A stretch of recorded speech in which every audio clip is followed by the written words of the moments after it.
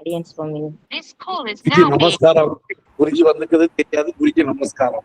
அரியன் ஸ்ரீமதே ராமானுஜாய நமக. அரியன் மிக்க நன்றி, நீங்க வந்து சிறப்பிச்சது. அரியன் அரியன் ரொம்ப நன்றி. வேத வேத்யே பரே பும்சி ஜாதே தசரதாத்மஜே வேத பிராச்சேத சாதாசீத் சாக்ஷாத் ராமாயணாத்மனா. அதாவது வேதத்தை வச்சுதான் நாம வந்து வேதங்கள் 4 வேதங்கள், அந்த வேதங்களை வச்சுதான் நாம வந்து பரமபுருஷனான ஸ்ரீமன் நாராயணனை புரிஞ்சுக்கிறோம், தெரிஞ்சுக்கிறோம். அப்ப அந்த இதிகாசங்கள் வேதத்துக்கு சமானமாகவே கொள்ளப்படுகிறதுன்னு பெரியவாள்லாம் சொல்றா. வேதம் எப்படியோ நமக்கு அது போலவே அந்த இதிகாசங்கள். இதி ஹ ஆசகா, இது இப்படி நடந்தது இருந்தது அப்படின்ற ஒரு உண்மையான விஷயத்தை சொல்ல வந்ததுதான் இதிகாசங்கள். அந்த இதிகாசங்கள்ங்கிறது ராமாயணமும் மகாபாரதம். இவைகளினுடைய பிரவச்சனம் ஏதோ ஒரு விதத்துல நமக்கு அந்த காலத்துல எல்லாம் இருந்துட்டே இருக்கும். நம்ம பெரியவர்கள் நமக்கு சொல்லி வச்சது பண்ணி வச்சது என்னன்னா, இந்த இதிகாச புராணங்கள் என்னென்ன அப்படின்றது நமக்கு அது வந்து ஏதாவது ஒரு ரூபத்துல நாடகமாகவோ கதையாகவோ உபன்யாசமாகவோ சங்கீதமாகவோ இப்படி எப்படியோ மனிதர்களிடத்துல நம்ம கிட்ட இருந்துட்டே இருக்கணும். ஏன்னா தர்மத்தை சொல்ல வந்தது, அந்த தர்மத்தை தானே அனுஷ்டித்து காட்டணும் அப்படின்னு ராமபிரான் ஸ்ரீமன் நாராயணன் ராமபிரானாக அவதரித்து இந்த விக்கிரகவான் ராமோ விக்கிரகவான் தர்மஹா அப்படின்னு உண்டாக்கி வச்ச அந்த ராமாயணம். இத வந்து இந்த காலத்துல இப்ப அது வந்து குறைஞ்சு போயிருக்கு. நம்மளுடைய இந்த ஃபாஸ்ட் லைஃப்ல இந்த மாதிரி புராணங்கள் படிக்கிறது, இதிகாசங்களை உபன்யாசம் பண்றது என்ன அப்படிங்கிறது குறைஞ்சுன்னு இருக்கிற இந்த நாள்ல இந்த புண்ணியத்தை ரொம்பவும் பண்ணிட்டு இருக்கிறவா என்னன்னா என்எஸ்எம். அதுல உள்ளவா நன்னா நிறைய இந்த மாதிரி நல்ல விஷயங்கள் கேட்கணும் அப்படின்றதுக்காக நம்மளுக்கு வந்து ஏற்பாடு பண்ணி கொடுத்து அதுல ரொம்பவும் ஊற்றமாக அதை படிக்கிறதுக்கு கேட்கறதுக்கு ஆசையோட எல்லாரும் இருக்கா. அதனால என்எஸ்எம் எல்லா புண்ணியத்தையும் கட்டிக்கிறது. அதுல உள்ள ஸ்டூடெண்ட்ஸ் அடியனுக்கு கிடைச்ச மூலமா அடியனும் கத்துக்கிறேன், அவளும் நிறைய கத்துண்டு ஆசையோட பண்ணிட்டு இருக்கா.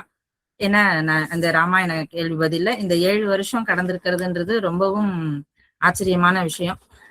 இது வந்து ரொம்ப நல்ல நற்போது போக்காக நடந்துட்டு இருக்கு. அதுக்கு என்எஸ்எம்ல இருக்கிற எல்லாருக்கும் அடியேன் நன்றி தெரிவிச்சுக்கிறேன். மேற்கொண்டு ராமாயணத்துல என்ன வருதுன்னு அவளோட பார்க்க ஆசையா இருக்கேன். அடியன் சுவாமி. நன்றி சுவாமினி. இப்பொழுது நமது கலை நிகழ்ச்சிகள் ஆரம்பமாக இருக்கிறது.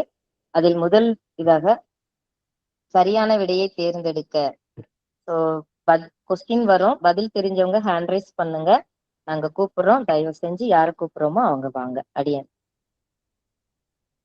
நிதிஷ் ஸ்டார்ட் பண்ணலாம். முதல் கேள்வி, ஸ்ரீமத் வால்மீகி ராமாயணம் எந்த யுகத்தில் நடந்தது?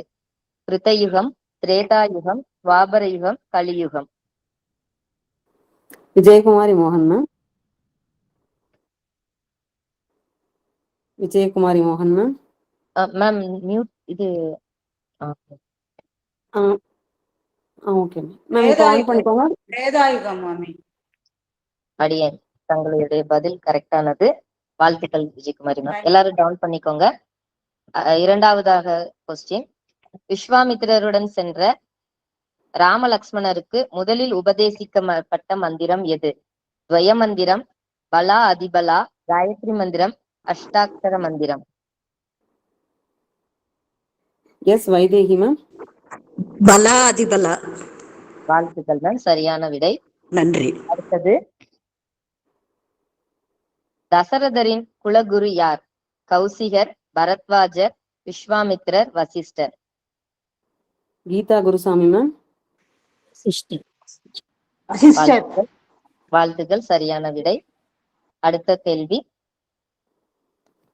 வால்மீகி பகவான் ஆசிரமத்திற்கு வருகை புரிந்தவர் யார்? நாரதர், தசரதர், பிரம்மா, துர்வாசர்? உஷா ஸ்ரீதர் மேம். உஷா ஸ்ரீதர் மேம் சொல்றீங்களா? வால்மீகி பகவான் ஆசிரமத்திற்கு வருகை புரிந்தவர் யார்? அடுத்தவங்களை கூப்பிட்டுருங்க.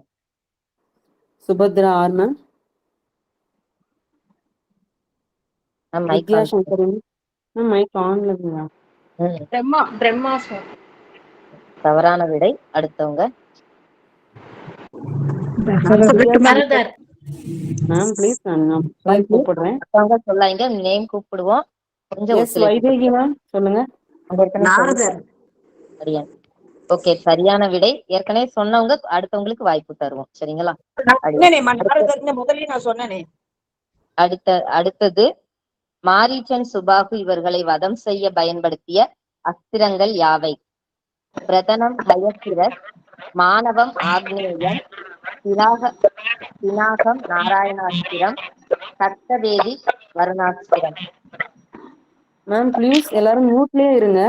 நான் நேம் கூப்பிடுறவங்க மட்டும் ஆன் பண்ணுங்க மேம். எந்த டிஸ்டர்பன்ஸும் இல்லாம இருக்கும். அடியன் கலைவாணி அழகநாதன் மேம். சப்தவேதி வர்ணாஸ்திரம். தவறான பதில். அடுத்தவங்களுக்காக வாய்ப்பு. சுஜாதா நேம் கால் பண்ணுவோம் சொல்லியிருக்கிறோம். நான் ஆர்டர் படி கூப்பிடுறேன். ப்ளீஸ் கொஞ்சம் சப்போர்ட் பண்ணுங்க. அடியன் மேம். சுஜாதா மேம் சொல்லுங்க. சரியான விடை மாணவம் ஆக்னேயம். இந்த 2 அஸ்திரங்களை வச்சுதான் மாரீச்சன் சுபாகு அவங்கள வந்து ராமர் வீழ்த்தினாரு.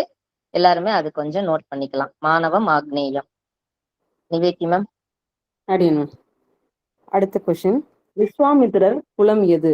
விஸ்வாமித்திரரின் குலம் எது? 1 ரகுகுலம், குஷிக குலம், புலஸ்திய குலம், நந்த குலம்.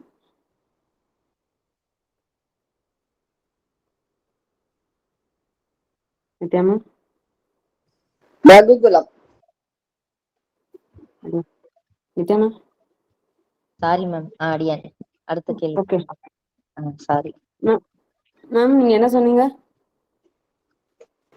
என்ன சொல்லாமா? விஸ்வாமித்திரர் குலத்தின் பெயர் என்ன? விஸ்வாமித்திரர் குலத்தின் பெயர் என்ன கேட்டிருந்தோம். புலஸ்திய குலம். தவறான. அடுத்தது நான் சொல்லலாமா? காமாட்சி அம்மா ப்ளீஸ்மா, நாங்க கால் பண்றோம். காமாட்சி சிவகுமார் மேம் தவறான விட வெயிட் பண்ணுங்க. துளசி மணவாளன் வாங்க. குஷிக குலம். அடியன். சரியான விடை மேம். அடுத்த கேள்விக்கு போலாமா? விஸ்வாமித்திரர் தவம் மேம் கொஞ்சம் எல்லாரும் மியூட் பண்ணிக்கோங்க. ஒவ்வொருத்தருக்கும் ஒரு சான்ஸ் கொடுக்குறோம். ஒருத்தருக்கே சான்ஸ் கொடுக்கறது இல்ல. எல்லாரும் சப்போர்ட் பண்ணீங்கன்னா எல்லா கொஸ்டினும் நம்ம கவர் பண்ணலாம் ப்ளீஸ். விஸ்வாமித்திரர் தவம் செய்த இடத்தின் பெயர் என்ன? விஸ்வாமித்திரர் தவம் செய்த இடத்தின் பெயர் என்ன? சித்தாசிரமம், காமாசிரமம், கந்தாசிரமம், வசிஷ்டாசிரமம். கவிதா ராஜகணேசன் வாங்க. கவிதா ராஜ. சித்தாசிரமம். ரொம்ப சரியான விடை மேம். நன்றி. அடுத்த கேள்விக்கு போலாமா? தசரதரின் நண்பர் பெயர் கூறுக. தசரத மகாராஜாவின் நண்பரின் பெயரை கூறுக. சுயக்ஞர், ரோமபாதர், காஷிபர், வாமதேவர். கிருத்திகா வாசுதேவன் வாங்க. மிக சரியான விடை மேம். ரோமபாதர். அடுத்த கேள்வி. வால்மீகி முனிவர் எந்த நதிக்கரையில் நித்தியானுஷ்டானம் மேற்கொள்வார்? தினமும் வால்மீகி முனிவர் எந்த நதிக்கரையில் நித்தியானுஷ்டானம் மேற்கொள்வார்? சரையு நதி, தமசா நதி, நர்மதா நதி, கங்கை நதி. ஹேமா முகுந்தன் வாங்க. அம்மா மத்தவங்க ப்ளீஸ். ஹேமா சரையு நதி. தவறான பதில். தவறான பதில். நர்மதா நதி. மா ப்ளீஸ் மா. அடியன் ப்ளீஸ். ஸ்ரீ கார்த்தி வாங்க. ஸ்ரீ கார்த்தி வாங்க. நதி. சரியான விடை மேம். தமசா நதி. தமசா நதி சரியான விடை மேம். அடுத்த கேள்விக்கு போலாம். வால்மீகி முனிவரின் சீடர் பெயர் யாது? பரத்வாஜன், தசரதர், கணபதி, ரிஷ்யசிருங்கர். பத்மா சீனிவாசன் வாங்க. பரத்வாஜன். மிக சரியான விடை மேம். பரத்வாஜன் வால்மீகி முனிவரின் சீடரின் பெயர். அடியன். அடுத்த பகுதி வந்து வினா விடை. இதுக்கு ஆப்ஷன் இருக்காது, கேள்வி மட்டும் இருக்கும். நம்ம பதில சொல்லணும் மேம். வினா விடையான பகுதியை அதுக்கு அடுத்த கொஸ்டின்ல பார்க்கலாம். வால்மீகி முனிவர் நாரதரிடம் கேட்ட கேள்வியினால் உதித்த ராமாயணத்தின் அடிநாதமாக அமைந்த ஸ்லோகம் எது? வால்மீகி முனிவர் நாரதரிடம் கேட்ட கேள்வியினால் உதித்த ராமாயணத்திற்கு அடிநாதமாக ஒரு ஸ்லோகம் அமைந்துள்ளது. நம்ம இப்ப படிச்ச பாடத்துலதான். அந்த ஸ்லோகம் யாதுன்னு சொல்லணுமா? ஸ்லோகத்தோட ஆரம்பம் சொன்ன. ஆமா, முதல் ஒரு வார்த்தை. உஷாத் ஸ்ரீதரன் வாங்க. கோன்வஸ்மின் அந்த ஸ்லோகம் ஆரம்பம். தவறான விடை. இல்ல. பிரமிளா டி வாங்க. ஃபுல்லா தெரியாது மேம். ஸ்டார்டிங் தெரியும். மா நிஷ்டாத பிரதிஷ்டாம்னு ஆரம்பிக்கும் மேம். மிக சரியான விடை ஃபுல்லா மேம். தெரியல மேம். அடியன் சரியான விடை மேம். மா நிஷாத பிரதிஷ்டாம் தம் அகம சாஸ்வதி சமாஹா யத் கிரௌஞ்சம் இதுநாதேகம் அவதி காம மோகிதம். நம்மளோட 2வது சர்க்கத்துல வந்து 15வது ஸ்லோகமா வருது. இதுதான் வந்து அடிநாதமாக விளங்கிய ஸ்லோகம். அடுத்த கொஸ்டின். தசரதர் கௌசல்யை இவர்களின் பூர்வ பிறவி யாது? தசரதர் கௌசல்யை இவர்களின் பூர்வ பிறவி யாது? ஓகே, பிரமிளா மேம் வாங்க. கஷ்யப்ப முனிவர் மேம். கௌசல்யை அவங்க பேர் தெரியல. கஷ்யப்ப முனிவர், தசரதர். இல்ல, தவறான விடை. அலங்கார செல்வி வாங்க. அலங்கார செல்வி வாங்க. அதிதி முனிவர் அனுஷ்யா தேவி மேம். தவறான விடை. உமா சிவாஜி வாங்க. ஸ்வயம்பு மனு அண்ட் சதரூபா. Super ma'am. சரியான விடை மேம். பூவமனு, ஸ்வயம்பு மனுவும் சதரூபை தான் அவங்க 2 பேரோடது, முற்பிறவியோடது. அடியன் அடுத்த கேள்விக்கு போலாம் மேம். ராம காவியத்தின் அளவு என்ன? ராம காவியத்தின் அளவு என்ன? ஸ்லோகங்கள் சர்க்கங்கள் எல்லாத்தையும் மொத்தமா சொன்னா நல்லது மேம். வித்யாசங்கர் ராம காவியத்தின் அளவு என்ன? 24,000 ஸ்லோகங்கள், 6 காண்டங்கள், 500 சர்க்கங்கள். மேம் ஈஸியானது ஒண்ணு. காண்டம் 6 காண்டங்கள். அடியன் நீங்க சொல்லிருக்கீங்க. மற்றது 2மே கரெக்ட் மேம். 24,000 ஸ்லோகங்கள், 500 சர்க்கம், 7 காண்டங்கள். உத்தரகாண்டம்.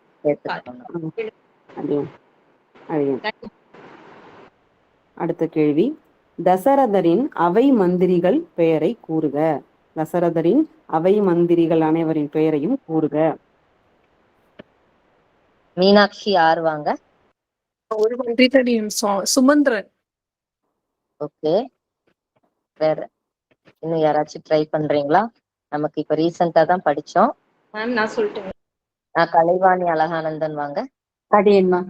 திருஷ்டி, ஜெயந்தன், விஜயன், சித்தார்த்தன், அர்த்த சாதகன், அசோகன், மந்திரபாலன், சுமந்திரன். 8 மந்திரிகள். அருமை மேம். கரெக்டான பதில். சூப்பர்.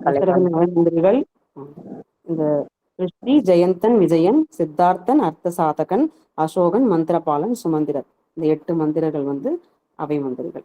அடியன் அடுத்த கேள்வி. இந்திரனுக்கு பிரம்மஹத்தி தோஷம் வர காரணமான அசுரன் யார்? அந்த தோஷம் நீங்கிய நாடுகள் எவை? இந்திரனுக்கு பிரம்மஹத்தி தோஷம் வர காரணமான அசுரன், அவர் பெயரும் அந்த தோஷம் நீங்கிய நாடுகளாக கருதப்படுவர் 2 நாடுகள் எவை? மீனாட்சி ஆர் வாங்க. விருத்தாசுரன் நினைக்கிறேன், தெரியல. சொல்லுங்க உங்களுக்கு தெரிஞ்சது. அதுக்கப்புறம் தோஷம் நீங்கிய நாடு. சரியான விடை மேம். இந்த நாடுகள் பேரை சொன்னா சிறப்பா. கலைவாணி அழகானந்தன் மேம் வாங்க. கலைவாணி மேம் நீங்க சொல்லுங்க. நாடு. விருத்தாசுரன், கலூஷம். என்னங்க? விருத்தாசுரன் சாபம் வந்தது. கருஷம் ஒரு நாடு கரெக்ட் மேம். இன்னும் ஒரு நாடு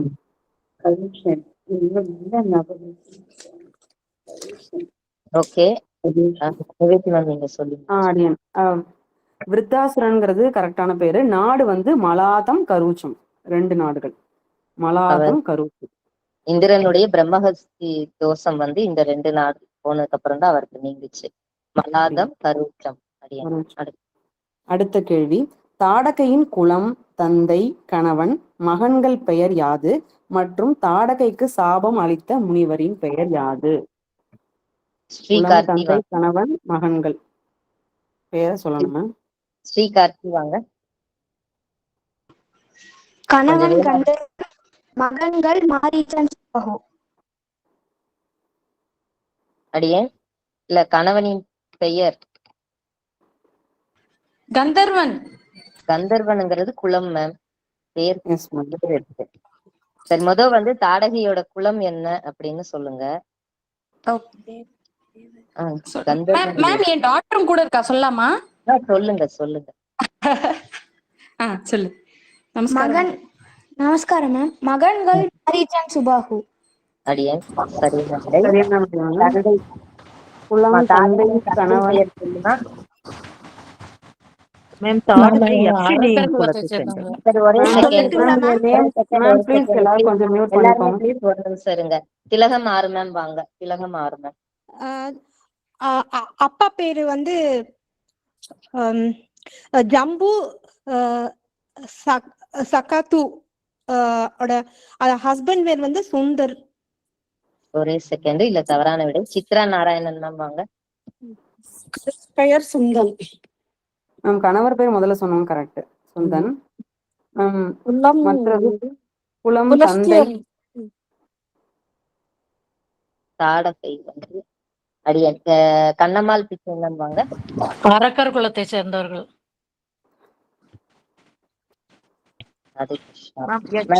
ஆன்சர் கொடுத்துருங்க, இதோட முடிச்சுக்கலாம். அடியேன் மேம். மேம் சாபம் அளித்த முனிவரின் பெயர் நான் ஹேண்ட் ரைஸ் பண்ணிருக்கேன் மேம். வெயிட் பண்ணுங்க. முனிவரின் பெயர் தெரியும் சொல்லுங்க, தெரிஞ்சா சொல்லுங்க. ஆன்சர் கொடுத்துட்டோம் மேம்.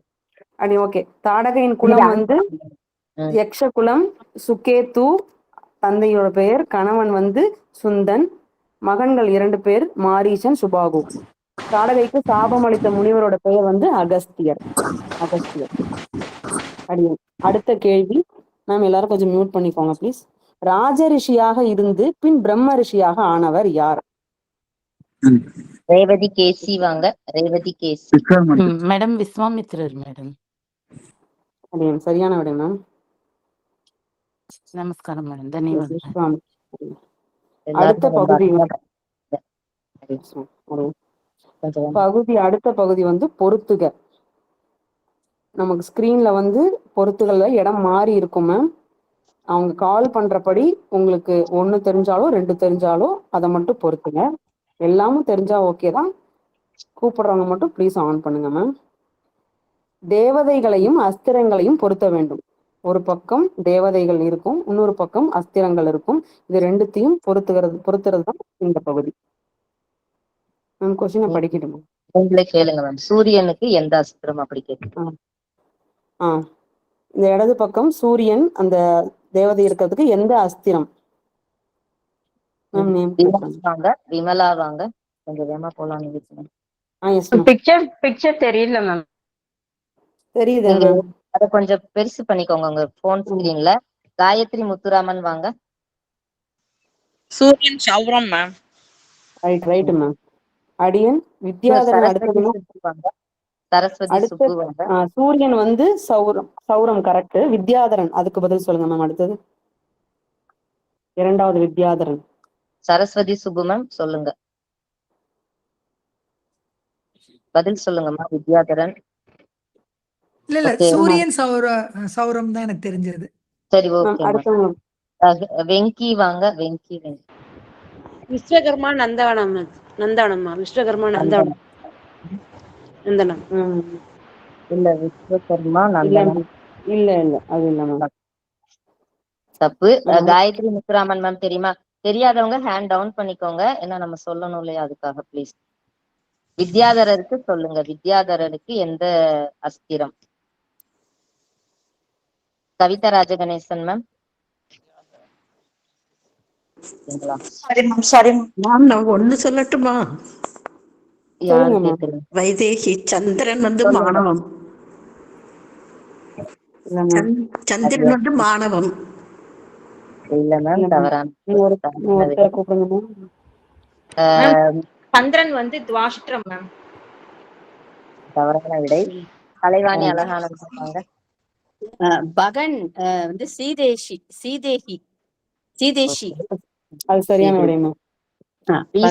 விஸ்வகர்மா துவாஷ்டிரம். Okay ma'am. அதுவும் சரியான விடை. Very good. சந்திரன் சிசிரம். வெயிட் பண்ணுங்கம்மா. வெயிட் பண்ணுங்க. அடுத்தவங்களுக்கு சான்ஸ் கொடுக்குறோம். பி சுமதி வாங்க. வித்யாதரன் நந்தனம் சரியான விடை மேம். ஆன்சரை டிஸ்ப்ளே பண்ணிடுவோம். பண்ணலாமா மேம்? சூரியன் வித்யாதரன் எல்லாமே கரெக்டா. கந்தர்வர்கள் மாணவம் ரைட்டு. மன்மதனுக்கு வந்து விலாபனம், சந்திரனுக்கு சிசிரம், விஸ்வகர்மா துவாஷ்டிரம், பகன் சீதேஷி. அடுத்தது ம். அப்படியா?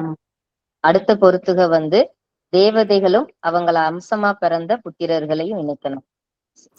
முதல்ல வந்து பிரம்மாவின் அம்சமாக பிறந்தவர் யார்?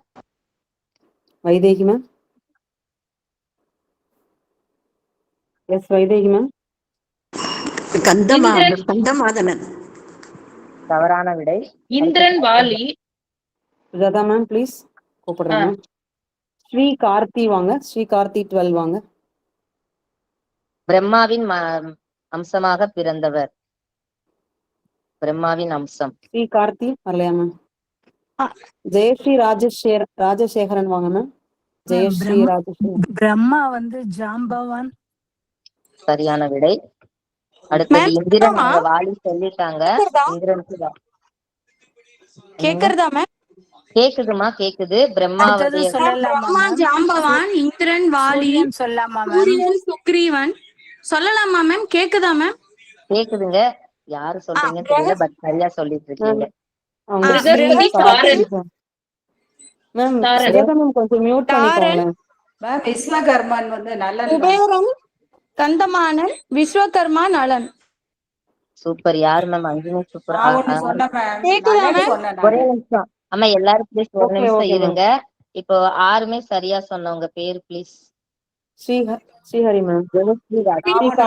ஸ்ரீ கார்த்தி. ஸ்ரீலட்சுமி விஜயகுமாரி மேம், நீங்களும் கரெக்டா சொன்னீங்க. உங்களுக்கும் வாழ்த்துக்கள். ஒரு செகண்ட். இப்ப 6மே சொன்னீங்க இல்லையா? ஸ்ரீ கார்த்தி மேம் சொன்னீங்களா? ஆமா மேம். ஸ்ரீலட்சுமி சதகம் படிக்கிறேன் மேம். ஓகே, ஸ்ரீலட்சுமி மேம் வாழ்த்துக்கள். 6மே சரியா சொன்னீங்க. இதுக்கான பதில் எல்லாருமே பாத்துக்கோங்க.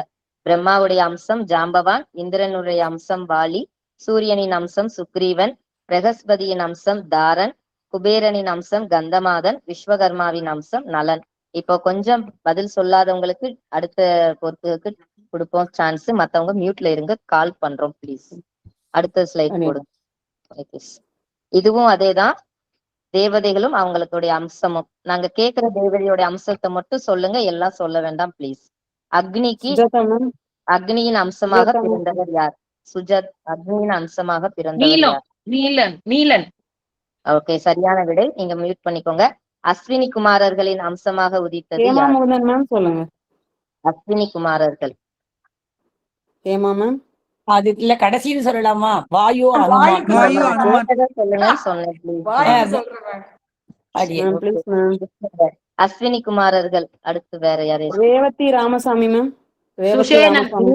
நீலன் சரபன். வாயுக்கு சொல்றேன் மேம். அம்மா ப்ளீஸ்மா ப்ளீஸ். இல்லாட்டி டோட்டலா நாங்க மியூட் பண்ணிட்டு விட்டுடுறோம். தவறான விடை. அஸ்வினி குமாரர்களுக்கு திவிதன்.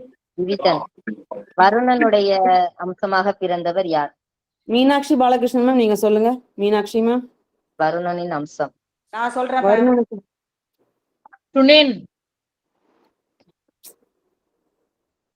சுசேனன் மேம். இனிமே யாராச்சும் நான் சொல்றேன் சொன்னீங்கன்னா மொத்தத்துக்கு இந்த லிங்க்குள்ள வர முடியாத அளவுக்கு ரிமூவ் பண்ணி விட்டுறேன். என் மேல கொஞ்சம் சப்போர்ட் பண்ணுங்க மேம். எப்போதும் கிளாஸ்ல இருக்கிறவங்க கிளாஸ் தானே இது. சுஜாதா மேம், விஜயகுமாரி. பர்ஜன்யன் அம்சமாக பிறந்தவர் யார்? பர்ஜன்யன் அம்சமாக கேக்குறவங்க மட்டும் ஆன் பண்ணுங்க ma'am please. Kavitha Rajaganesan ma'am. Kavitha ma'am. Sushenan ma'am. இல்ல, தவறான பதில். Sorry வருணனுக்கு சுஷேனன் ma'am. பர்ஜன்யனின் அம்சமாக. பர்ஜன்யன் கேக்குறாங்க மேம். அது சொல்லியாச்சு. சரியான விடை. பர்ஜன்யன் அம்சமாக பிறந்தது சரபன். யார் சொன்னீங்களோ வாழ்த்துக்கள். வாழ்த்துக்கள்மா ஜெயந்தி மேம். பதில் கொடுத்துருங்க நிதிஷ். அடியன். அக்னியின் அம்சம் நீலன், அஸ்வினி குமாரர்கள் திவிதன், வருணன் அம்சம் சுசேனன், பர்ஜன்யன் சரபன், வாயுகுமாரன் அனுமான். அடியன் நன்றி. பதில் விடை சொன்ன அனைவருக்கும் வாழ்த்துக்கள். இப்ப அடுத்த பகுதி படம் பார்த்து கதை சொல்லுக. உங்க ஸ்கிரீன்ல வந்து அடியன் சாரி நிவேத் மேம் வாங்க.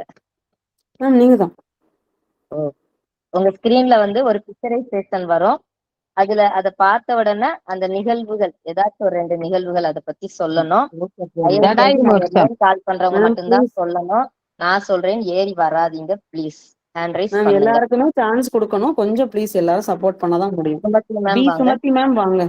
ஜடாய் மோக்ஷம் ராதே கிருஷ்ணா. இல்ல நல்லா பாருங்க, இது ஜடாயு வேற இல்லையா மேம்? யாராவது டைப் பண்றீங்களா? ஹேண்ட் ரைஸ் பண்ணுங்க ப்ளீஸ். இந்த பிக்சர் பார்த்த உடனே நமக்கு ஞாபகம் வர்றது. வித்யா சங்கரி மேம் ட்ரை பண்றீங்களா? மேம் அது கிரௌஞ்ச பறவை மேம். அந்த வேடன் வந்து அத இது தெரியாம பண்ணதை வந்து வருத்தப்படுறாரு. அத முனிவர் வந்து இது வந்து பிரம்மா தான் இதுக்கு இந்த மாதிரி ஏற்படுத்தினாரு அப்படிங்கிற மாதிரி இந்த கதை வரும் மேம். இன்னும் கொஞ்சம் கிளாரிட்டி வேணும், அதனால இன்னொருத்தவங்களுக்கு. Yes ma'am. நல்லா இருந்துச்சு. Gayathri Muthuraman ma'am. Gayathri Muthuraman ma'am try பண்றீங்களா? Sorry ma'am. Okay. Shantha Subramanian ma'am. Madam, இந்த வால்மீகி முனி சாபம் கொடுக்கிறார் அந்த ஹண்டருக்கு. அவர் வந்து கிரௌஞ்ச பட்சியில உன்னத்தை அம்பு எழுதி கொண்டுடுறான். இப்போ உனக்கு என்ன அதிகாரம் இருக்கு இப்படி கொண்டுறதுக்குன்னு கொடுத்த உடனே அந்த சந்திரசிலேயே அவருக்கு காதுல ரீங்காரம் ஆயிண்டே இருக்கு. பிரம்மா அவருக்கு ராமாயணத்துக்குள்ள வரத்தை கொடுக்குறாரு. அருமை மேம், சரியா இருந்தது. இப்ப அடுத்த படம். இந்த படத்தை பார்த்தோம்னா உங்களுக்கு சொல்றேங்க. சித்ரா நாராயணன் மேம் எடுத்துட்டாங்க. Okay ma'am. கலைவாணி மேம் வாங்க. கலைவாணி அழகநாதன் மேம். நான் சொல்லலாமா? இல்லப்பா, தசரதன் புத்திரகாமேஷ்டி யாகம். அதுல அவருக்கு பால் பாயாசம் கிடைக்கிறது. இன்னும் கொஞ்சம் அதை பத்தி டீடைல்ஸ் சொல்லுங்களேன். அவர் எப்படி அதை பிரித்து கொடுத்தாங்க, ஏன்னா எல்லாருக்கும் தெரிஞ்சுக்கணும். அதனால பின்னாடி இருக்கிற வந்து அந்த பால் பாயாசம் அந்த யாகத்திலிருந்து ஒரு கந்தர்வன் வந்து கொடுக்கும்போது தசரதர் வந்து முதல் பாதியை வந்து கௌசலைக்கும், அடுத்த பாதி அந்த பாக்கி உள்ள பாதியில ஒரு போர்ஷன் வந்து கைகேயிக்கும், பாக்கி கால் பாகம் கைகேயிக்கும், கால் பாகம் சுமித்திரைக்கும் கொடுத்துட்டு அதுல பாத்திரத்துல கொஞ்சம் பாக்கி இருக்கிறது இன்னொரு தடவை சுமித்திரைக்கு கொடுக்குறாரு அவர். சோ அந்த ராமர், பரதன், லக்ஷ்மணன், சத்ருக்னன் பிறக்கிறதுக்கு முன்னோடியா இருந்த அந்த புத்திரகாமேஷ்டி யாகத்தோட படம் இது. ஓகே மேம், சரியான விடை, சரியா இருந்தது. இப்ப அடுத்த படம். இந்த படத்துல இருக்கிறவருடைய வரலாறு உங்களுக்கு தெரிஞ்ச இதை சொல்லுங்க. முதல் அந்த படம் ஹேண்ட் ரைஸ் பண்ணுங்க ப்ளீஸ். மேடம், இது வந்து ராமாயணத்துல வரக்கூடியது. ரொம்ப வருஷமா தசரதர் காலத்துல வந்து மழை இல்லாம இருக்கும்போது அப்ப ரிஷியஸ்ரிங்கரை கூப்பிட்டு அந்த யாகம் பண்றாங்க. மலைக்காக செய்யப்படுற யாகத்துல ரிஷியஸ்ரிங்கர் வந்து வர்றாரு. ரிஷியஸ்ரிங்கர் வந்து தசரதோட புத்திரி சாந்தா இருக்காங்களே, ராமரோட அக்கா சிஸ்டரு, அவங்களோட கணவர் இவர் ரிஷியஸ்ரிங்கர். ஓகே மேம், சரியான இதுதான். அவர் தலையில இருந்த மான் கொம்பு இருக்குல்லையா, அதுக்கு என்ன காரணம் சொல்லலாமா? மேடம், அதை பத்தி எனக்கு அவ்வளவு சரியா தெரியல, யோசிச்சுதான் சொல்லணும். நான் சொல்லலாம். சொல்லுங்க. அது வந்து விபண்டக மகரிஷின்னு ஒரு மகரிஷி இருந்தார். அவர் வந்து சன்னியாசியா இருந்தாலும் ஒரு காலகட்டத்துல அவரோட அந்த வீரியம் வந்து அவர் ஆத்துக்குள்ள விழுந்தவொடனே அது வந்து ஒரு மான் கன்சியூமாயம், மான் உடம்புக்குள்ள போனனால அது ஒரு குழந்தை பிறக்கும். பட் அது மானோட இதுங்கிறதுனால ஒரு மான் கொம்போட பிறக்கும். அத விபண்டகர் வந்து அந்த குழந்தைய வளர்ப்பாரு. அதுதான் ரிஷியஸ்ரிங்கர். அவரை வந்து இவர் வெளி உலகமே தெரியாம விபண்டகர் வந்து வளர்ப்பாரு. ஏன்னா தான் வந்து மைண்ட் டைவர்ட் ஆன மாதிரி இவருக்கும் ஆயிடக்கூடாது அப்படிங்கிறதுனால. அப்புறம் அது தசரதோட இது ஊர்ல வந்து மழை பெய்யலங்கிறது கிடையாது. இவங்களுக்கு முன்னாடி சொன்னாங்க இல்லையா, அது வேற ஒரு ராஜாவோட இதுலதான் இது புத்திரகாமேஷ்டி யாகம் பண்றதுக்கு ரிஷியஸ்ரிங்கரை கூப்பிடுறதுக்கு தான் கூட்டிட்டு வருவாங்க. மழை இல்லாம போனது அங்க நாடு,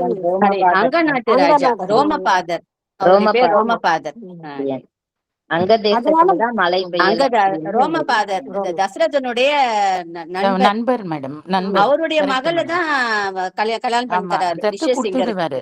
இல்ல சின்ன வயசுலயே அவரோட நண்பருக்கு வந்து குழந்தை இல்லாதனால தசரத மகாராஜா வந்து அந்த சாந்தாவை வந்து தத்து கொடுத்துருவாங்க, ஸ்வீகாரம் பண்ணிருப்பாங்க. Super so ma'am. அவங்களுக்கு தான் வந்து இது பண்ணி ரிஷியசிங்கருடைய வரலாறு எல்லாருக்குமே தெரிஞ்சிருக்கு. உங்க மூலமா மத்தவங்களுக்கு இன்னைக்கு தெரிஞ்சது. ரொம்ப அருமை மேம். பதில் சொன்ன எல்லாருக்குமே வாழ்த்துக்கள். இப்ப அடுத்த பிக்சர் சித்தாசிரமம். இந்த படம் பார்த்த உடனே நம்ம படிச்சோம். இங்க என்ன மாதிரியான ஒரு நிகழ்வு நடந்தது? எல்லாத்தையும் முழுக்க பார்த்துட்டு பதில் சொல்லுங்க. கண்ணம்மாள் மேம் வாங்க. இல்ல நான் முந்தினதுக்கு தான் பதில் சொல்ல கையை தூக்குனேன். அடியன் மேம். விஜயகுமாரி விஜயகுமாரி மோகன் மேம் வாங்க. வாங்க. இது வந்து அந்த மகரிஷி வந்து மாணாக்களுங்களை வச்சுக்கிட்டு பூஜை அதான் கிளாஸ் எடுக்கும்போது ராமனும் லட்சுமணுமா சேர்ந்து அப்போ ஃபர்ஸ்ட் ஒரு பல மதிபலன்னு சொல்லிட்டு ஒரு ஸ்லோகம் சொல்றாங்க. அதுல வந்து மந்திரங்களை ஜபிப்பதன் வாயிலாக மானுடன் அதாவது பசி தாகம் எதுவுமே இல்லாம சமாளிக்கலாம் குருவை அணுகியதன் விளைவாகன்னு சொல்லிட்டு அந்த இடத்துல சொல்றாங்க. தப்பா எடுக்க வேண்டாம். அது வந்து சித்தாசிரமத்துக்கு வர்ற முன்னாடியே பலாதிபலா வந்து அவங்களுக்கு உபதேசம் செஞ்சிருவாங்க விஸ்வாமித்திரர் வந்து. இது வந்து சித்தாசிரமம் அப்படிங்கிற அந்த இடம் எதுக்கு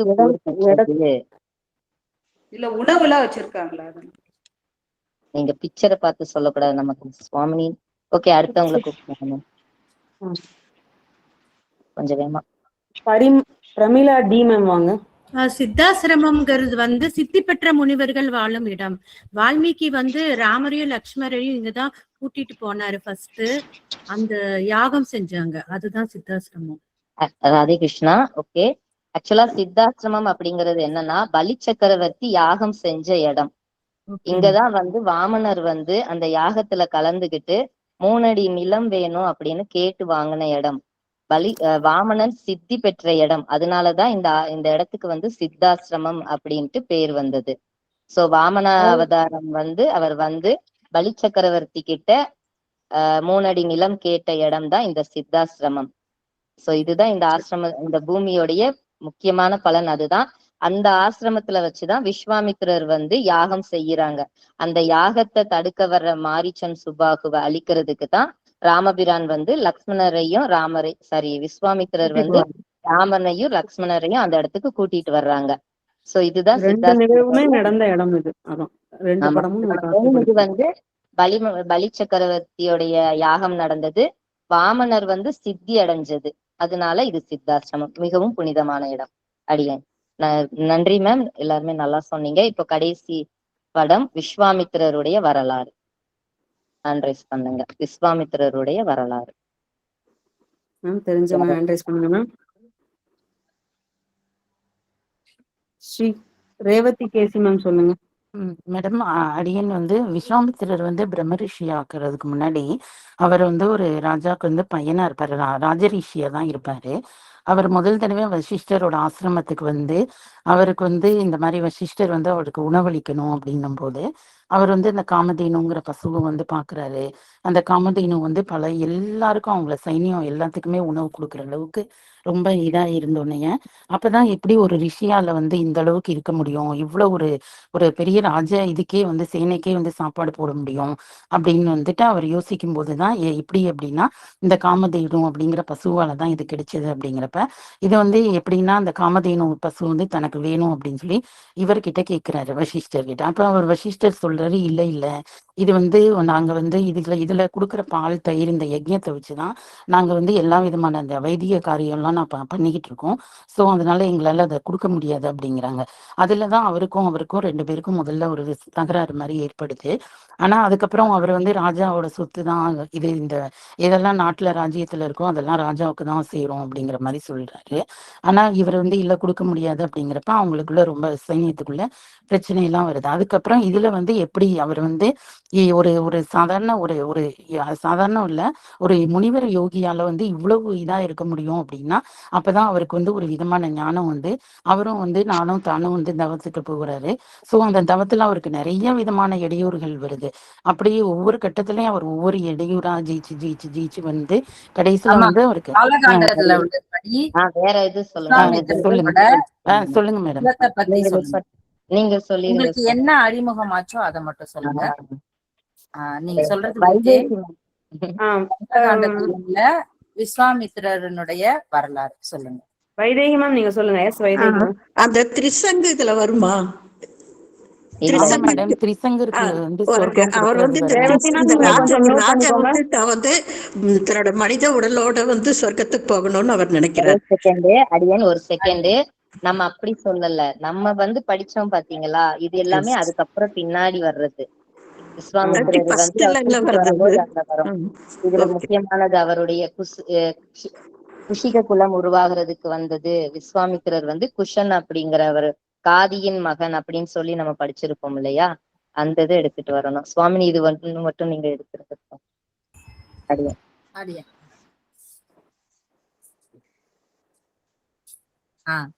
ராமாயணத்துல இன்னும் நிறைய போறோம். நம்ம விஸ்வாமித்திரரை பத்தி ஃபர்ஸ்ட் டெபினிஷன் நீங்க ஆரம்பிக்கும் போது சொல்லணும் அப்படின்னு சொன்னா, அவர் என்ன வம்சம், கௌசிக வம்சத்துல அவர் யாரினுடைய புத்திரர், அதெல்லாம் சொல்லணும். அதுக்கப்புறமா விஸ்வாமித்திரர் பண்ணின விஷயம் எல்லாம் தான் நீங்க இப்ப சொல்லின்னு போனது. அவர் காமதேனு காமதேனு கேட்கல,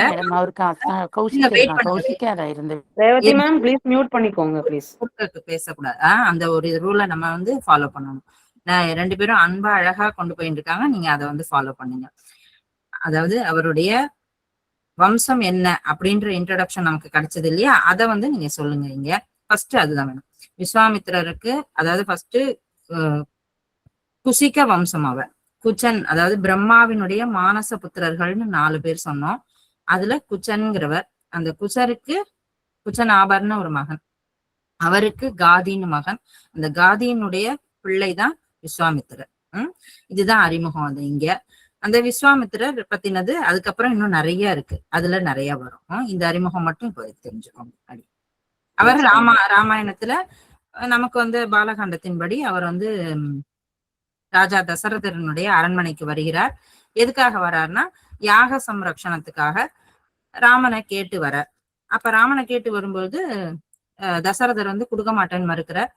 அதுக்கப்புறம் அவர் வந்து அழைச்சின்னு போகணும், அவனால நல்லது நடக்கும் அப்படின்னு சொல்லி அவரை கூட்டின்னு போகணுங்கிற லக்ஷ்மணனையும் சேர்த்து அனுப்புறார். அதற்கு விஸ்வாமித்திரருக்கு வசிஷ்டர் வந்து உறுதுணையாக இருந்து நீ அனுப்பி வை அப்படின்னு சொல்ற.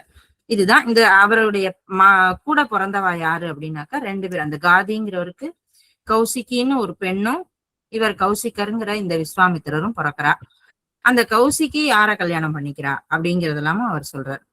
அவர் கல்யாணம் ரிஷிகர்ன்ற ஒரு மகரிஷிய அவர் கல்யாணம் பண்ணிட்டு, அவர் புண்ணிய நதியாக இருக்கா. எங்கன்னா இமவத்துல இமயமலையில இருக்கா. அதனால என்னோட சகோதரியின் இடத்துல நான் வந்து தவம் பண்ணிட்டு இருக்கேன், என்னுடைய சகோதரியை பிரியாம. இப்ப இங்க முக்கியமா யாகம் பண்ணணுங்கிறதுக்காக இங்க வந்திருக்கேன், திரும்ப நான் இமயமலைக்கு போயிடுவேன் அப்படிங்கிற விஷயத்தெல்லாம் சொல்ற. இதுதான் நமக்கு அறிமுகமாயிருக்கு, அதை நீங்க சொல்லுங்க. ஓகேவா? நன்றி சுவாமி. இப்ப அடுத்ததாக காவிய பெண்களின் கற்பனை சந்திப்பு. அடுத்ததாக இந்த சுவாரஸ்யமான நிகழ்ச்சிக்கு வருகை தந்துள்ள சுவாமினி அவர்களையும் அனைத்து அடியார் பெருமக்களையும் அன்புடன் வரவேற்கின்றோம். அது என்ன சுவாரஸ்யமான நிகழ்ச்சி? வாருங்கள் காணலாம். மிகவும் சிறப்பு வாய்ந்த இந்த இதிகாசமான ராமாயணத்தில் பல கதாபாத்திரங்கள் நமக்கு முக்கியமானவையாக இருக்கிறது. அதிலும் பெண்களின் கதாபாத்திரங்கள் ராமாயணம் கதையின் போக்கையே திசை திருப்பும் அளவிற்கு இடம்பெற்றுள்ளன. இன்று அது போன்றுதான் 4 பெண்களின் கதாபாத்திரங்களை எடுத்துக்கொண்டு கையாள இருக்கின்றோம். முதலில் கைகேயி, 2வதாக மண்டோதரி, 3வதாக சூர்பனகை, இறுதியில் திரிஜடை. கைகேயி இவரை பற்றி சொல்ல வேண்டும் என்றால், இவர் தசரத மகாராஜாவின் 3வது மனைவி ஆவார். தன் மகனான பரதனை விடவும் ராமர் மீது மிகவும் அன்பு கொண்டவர். அப்படி இருக்கையில் ஏன் அவர் ராமனை காட்டுக்கு செல்ல சொன்னார்? இது நியாயமா? இது போன்ற ஆதங்கங்கள் நம் மனதில் இருக்கின்றது அல்லவா?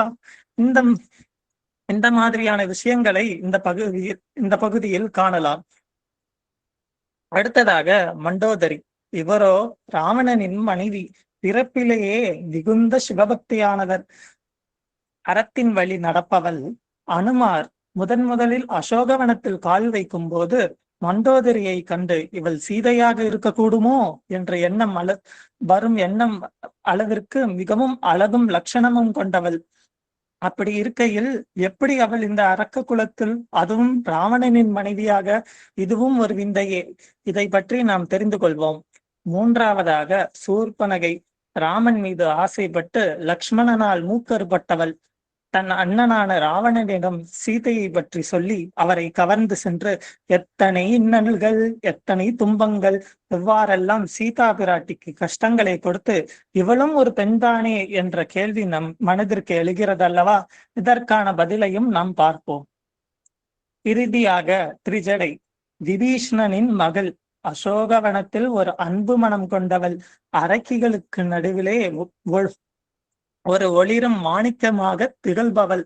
சீதாதேவி அசோகவனத்தில் இருந்த காலம் முழுவதும் அவருக்கு உற்று துணையாக இருந்தவள். இப்படியாக 4 பெண்மணிகளை பற்றி நாம் அறிந்ததாத செய்திகளையும் சுவாரஸ்யமான நிகழ்வுகளையும் மற்றும் இந்த 4வரிடமும் சீதா பிராட்டி உரையாடி இருந்தால் என்ன பேசியிருப்பார், அதற்கு அவர்கள் என்ன பதில் சொல்லியிருப்பார்கள், இப்படிப்பட்ட விஷயங்கள் எல்லாம் நாம் இந்த பகுதியில் பார்ப்போம்.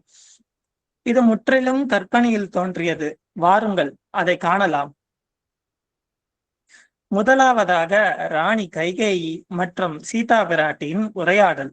சீதை வனவாசம் முடித்து திரும்பி வந்து கைகேயி மாதாவை சந்தித்து இப்படி கேட்டிருந்தால், இதோ அந்த கற்பனை உரையாடல் உங்களுக்காக.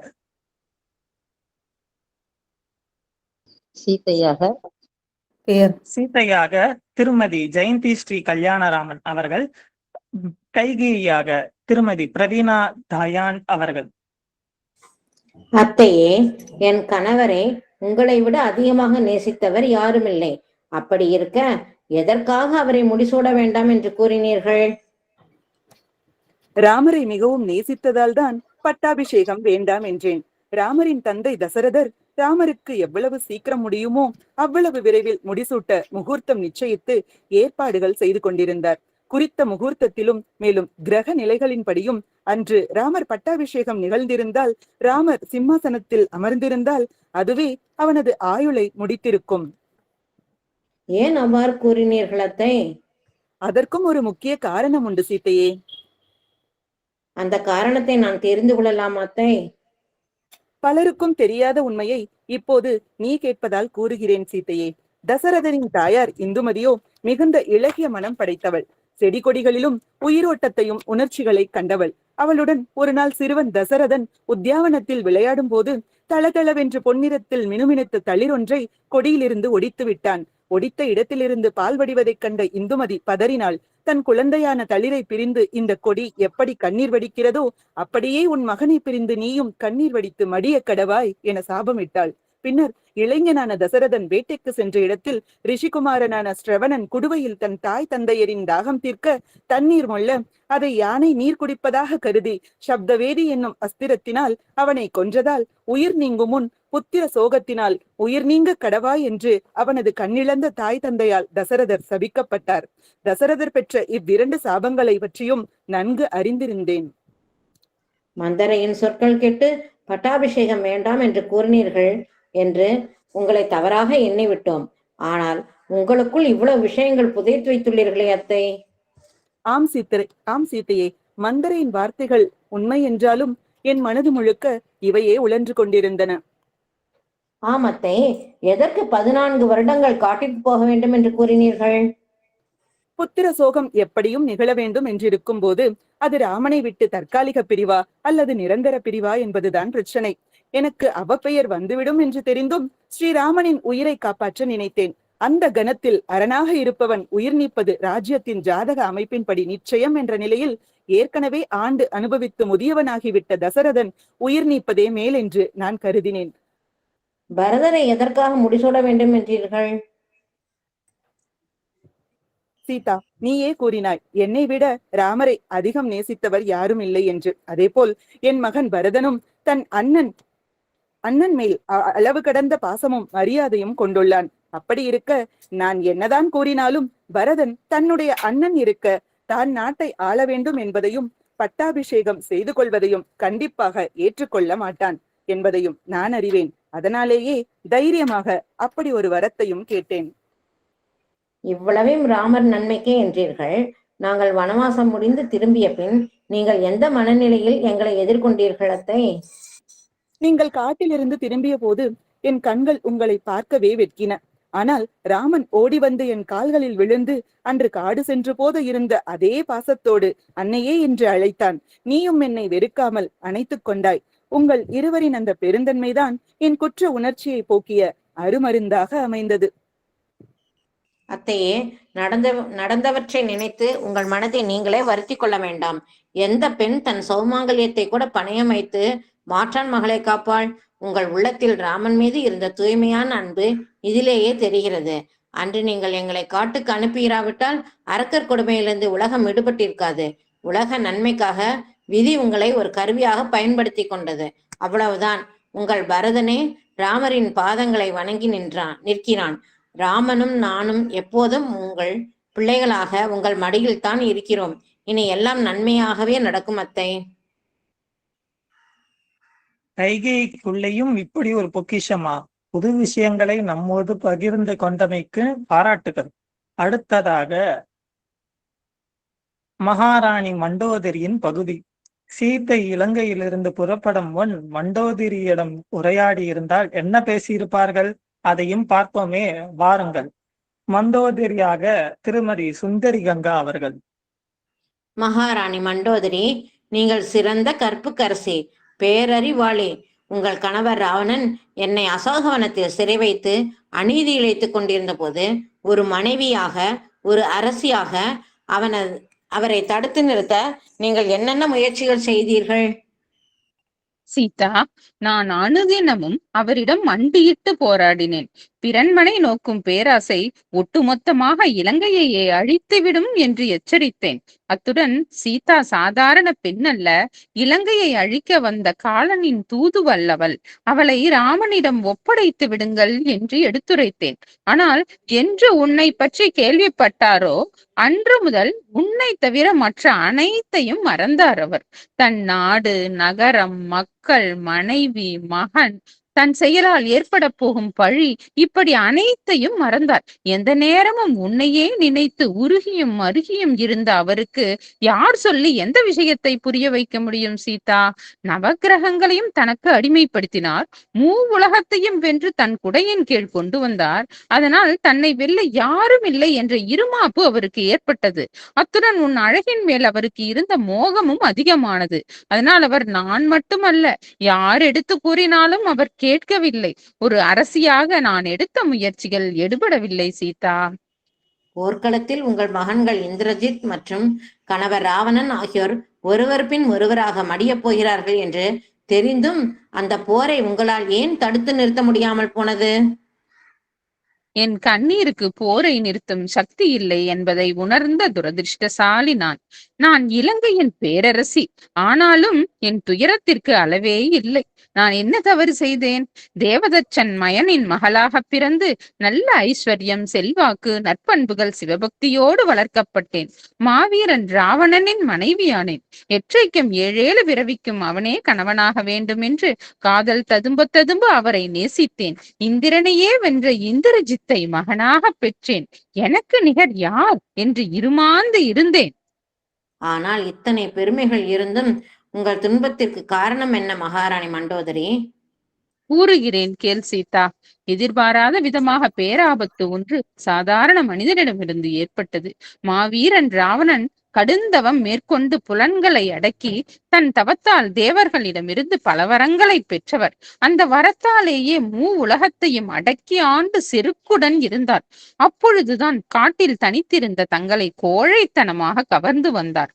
அருந்ததிக்கும் ரோஹிணிக்கும் மேலான கற்புக்கரசியான தாங்கள் சாமானிய பெண் அல்ல, பூமி பிராட்டி போன்றவள். அவளை விட்டு விடுங்கள் என்று எடுத்துரைத்தேன். ஆனால் தன் புலன்களை அடக்கியாள தெரியாமல் தங்கள் மேல் ஏற்பட்ட மோகத்தால் புலன்களே அவருக்கு எதிரியாகி அழிவு பாதையை நோக்கி சென்றார். அதுவே அரக்கர் குல அழிவிற்கும் துன்பத்திற்கும் வித்தாக ஆனது சீதா. உங்கள் மகன்களின் மறைவையும் கூட உங்களால் தடுத்து நிறுத்த முடியவில்லையா மகாராணி? ஆம் சீதா, என்னால் தடுக்க முடியாமல் போய்விட்டது. இந்திரஜித் எப்பேற்பட்ட பிள்ளை தெரியுமா? என் கணவர் ராவணனைப் போலவே மாவீரன். அத்துடன் அவரிடம் இல்லாத பிறன்மனை நோக்காத பேராண்மையும் படைத்தவன். அப்படிப்பட்டவனை போர்க்களத்திலே பறிகொடுத்து விட்டு நின்றேனே. மண்ணிற்காக ஏற்பட்ட யுத்தமாக இருந்தால் கூட மனதை தேற்றிக் கொண்டிருப்பேன். ஆனால் ஒரு பெண்ணிற்காக, அதுவும் அவன் தந்தை விரும்பிய மாற்றான் மனைவியான ஒரு பெண்ணிற்காக யுத்தத்தில் பறிகொடுத்தேனே. ஒரு தாயாக எவ்வளவு பெரிய வலி அது. அந்த உணர்வு நிலையிலும் கூட இலங்கையின் அரசியாகவே நான் யோசித்தேன். நாளை இதே நிலை இலங்கை வேந்தருக்கும் ஏற்படுமே, அசுரகுலம் முற்றிலும் அழிந்து விடுமே என்ற எண்ணத்தை என் கணவர் ராவணனிடம் வலியுறுத்தினேன். என் மகன் இந்திரஜித்தை பறிகொடுத்த பின்புதான் நான் கூறியதன் பொருள் அவருக்கு உரைத்தது. அதுவரை உடல் பொருள் ஆவி எல்லாமே சீதா சீதா சீதா என்று இருந்தவர் புத்தி தெளிந்து வாளை எடுத்துக்கொண்டு தங்களை வெட்ட வந்தார். பிறகு வெட்டவில்லை, வெட்டாமல் வந்து விட்டார். மறுநாள் அவர் யுத்தகலம் சென்றார். தன் மனதில் இருந்தவளுக்காக செல்லவில்லை, தன் மானத்தை காப்பாற்றிக் கொள்ளவே சென்றார். தன் கர்ப்பத்தை நிலைநாட்ட அவர் சென்ற தற்கொலை படை பயணம் அது என்று எனக்கு தெரிந்தாலும் என்னால் யுத்தத்தை தடுக்க முடியவில்லை சீதா. விதியின் வலிமை என் கற்பின் சக்தியை விடவும் தாயின் பாசத்தை விடவும் வலிமையாக இருந்தது. ராவணனின் மரணத்திற்கு பிறகு யுத்த களத்தில் என் முகத்தை பார்த்து நீங்கள் அழுத போது உங்கள் மனத்தில் என் மீது கோபம் இருந்ததா, அல்லது இருவரும் விதியின் கையில் சிக்கிய பெண்கள் என்ற அனுதாபம் இருந்ததா மகாராணி? உன் மீது எனக்கு கோபமே இல்லை சீதா. உன்னை பார்த்தபோது எனக்கு வியப்புதான் ஏற்பட்டது. இவளுடைய அழகை கண்டுதானே என் கணவர் மதிமயங்கினார் என்று உன்னையே உற்று பார்த்தேன்.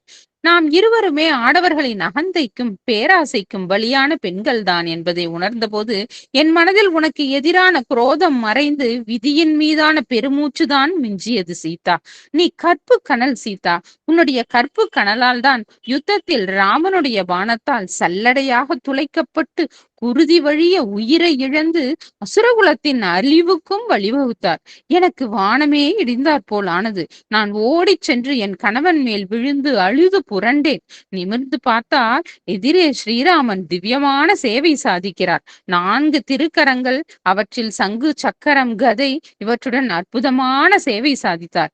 இந்த அற்புதத்தை பார்த்துமா என் கணவர் ஸ்ரீராமனுடன் மோதினார் என்று மிகவும் வருந்தினேன். அவரே பரமாத்மா என்று தெளிவாக தெரிகிறதே. அதோ அவர் மார்பில் ஸ்ரீவத்சம் என்கிற மறு, அதில் நித்தியவாசம் செய்யும் பிராட்டியான தாங்களும் இருக்கிறீர்களே.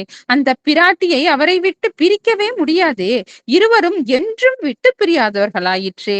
என் கணவன் ராவணன் பிரிக்க பார்த்து தன் அழிவை தானே தேடிக்கொண்டார். எல்லாம் முடிந்து விட்டது சீதா. நீயும் அசோகவனத்தில் சிறைப்பட்டு கிடந்தவள் தான் சீதா. பூமி பிராட்டியான உன்னால் ராவணனை அப்பொழுதே அழித்திருக்க முடியும். ஆனால் ராமனின் வில்லால் தான் மீட்கப்பட வேண்டும் என்பதில் உறுதியாக இருந்தாயே சீதா. அத்துடன் இல்லாமல் உன்னை துன்புறுத்திய என் கணவரையும் நல்ல விஷயங்களை எடுத்து கூறி திருத்த முயற்சி செய்தாயே சீதா. நீ சாதாரண மானிட பெண் அல்ல, தாயுள்ளத்துடன் இருக்கும் நீதான் சாட்சாத் மகாலட்சுமி, பூமி பிராட்டி. உன்னை வணங்குகிறேன் பிராட்டியே. மகாராணி மண்டோதரி, தாங்கள் அசுரகுல வேந்தன் ராவணனின் மனைவி என்ற போதிலும் நற்பண்புகள் நிறைந்தவர். கற்புக்கரசி, பொறுமை, சகிப்புத்தன்மை, பேரன்பு, எவரிடமும் வெறுப்பு காட்டாத நல்ல குணம், எந்த நேரத்தில் எதை கூற வேண்டும் என்கிற தெளிவு, நாட்டு மக்களின் மீது பாசமாக இருப்பது என்று இத்தனை பெருமை மிகுந்த அருமை மிகுந்த மாதரசியே, தற்போதைய உங்கள் நிலையை காணும் பொழுது மனதில் ஆழமான சோகம் ஏற்படுகிறது.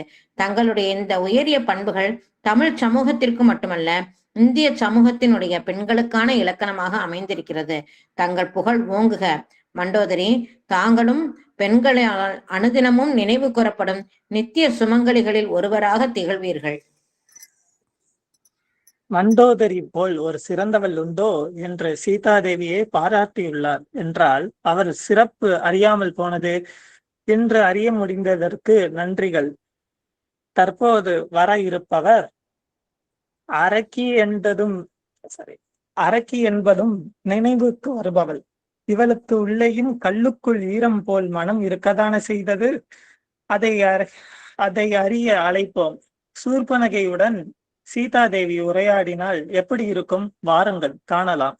சூர்பனகையாக திருமதி நித்யசூர்யா அவர்கள். சூர்பனகா, நீ ஒரு ஸ்திரீயாக இருந்தும் மாற்றாள் மணவாளனையும் காமுற்று அடைய நினைத்தாயே, அது தகுமா? தேவி, தாங்கள் உரைத்தது சாதாரண மாநில ஸ்திரீகளுக்கு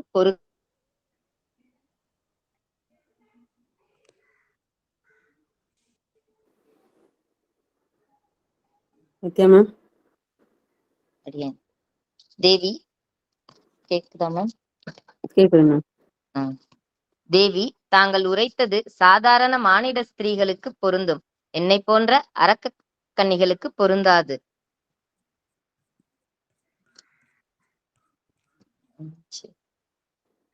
மேம் வந்துட்டேன், ஒரே நிமிஷம். சூர்பனகா, தாங்கள் அரக்க மாந்தராக இருந்தாலும் தங்கள் பிறந்த குல கீர்த்தியையும் புகுந்த குல பெருமையையும் இழிநிலைக்கு ஆளாக்கியுள்ளீர்கள்.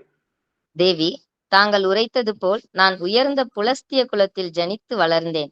குலவதுவாக சென்று கரம் பிடித்தது பலமும் பராக்கிரமமும் நிறைந்த காலகேய குலத்தோன்றலை தான் என நிமிர்வாக உரைப்பேன்.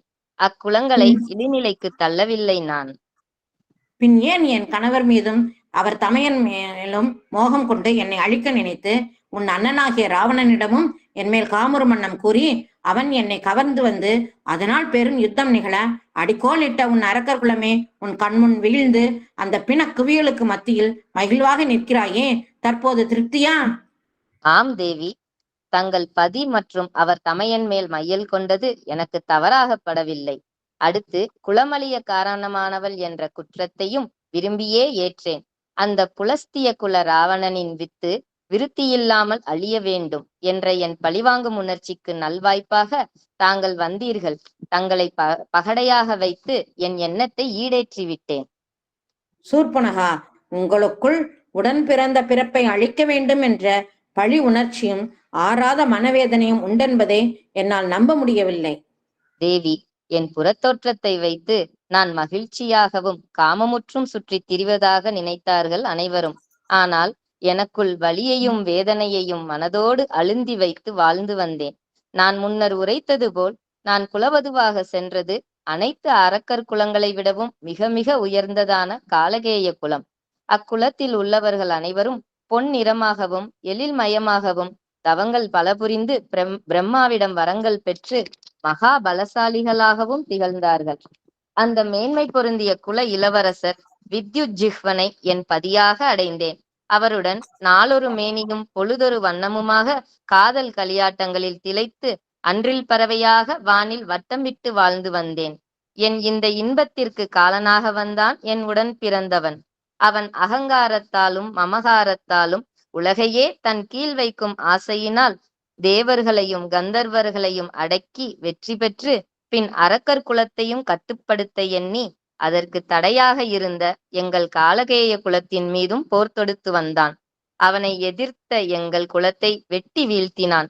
இறுதியாக தங்கையின் கணவர் என்றும் பாராமல் அவரையும் கொன்று என்னை அமங்கலமாக நிறுத்திச் சென்றான் தன் வாகையை கொண்டாட. அன்று நான் என் பதியின் உயிரற்ற உடல் மீது விழுந்து அழுது புரண்டேன். என் கண்ணீர் தீருமட்டும் அழுது கரைந்தேன். முடிந்து அவரின் உடலின் மீது வன்மமான சபதம் ஒன்று பூண்டேன். என்னை அமங்கலமாக வாழத் தள்ளியவனின் குலத்தை ஆணிவேரோடு அழிப்பேன் என்று. என்ன இருந்தாலும் நான் மங்கையல்லவா, என்னால் அவனை தனித்து எதுவும் செய்ய இயலாது. அதனால் வாய்ப்புக்காக காத்திருந்தேன். உன் பதியை கண்டேன்.